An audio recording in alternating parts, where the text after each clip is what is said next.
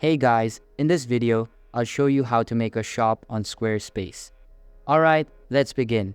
First of all, open any preferred browser on your PC and search for squarespace.com.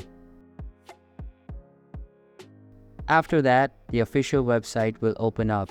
You just need to sign into your account and then click on the Get Started button in the top right corner. You will then be prompted to enter the topic of your shop. You can either answer the questions or just skip them. Once done, click on the Browse button and a bunch of templates will be displayed in front of you. Now, you need to get to the left side menu and select the preferred topic. Once selected, you will see templates related to that topic. After selecting the preferred template, you will get to choose the template colors. After selecting everything, click on the Start button and wait for it to load. Once it is completed, click on the Next button inside the window that appears, and your store will be created successfully. So that's basically how you can make a shop on Squarespace. And that's it for this video.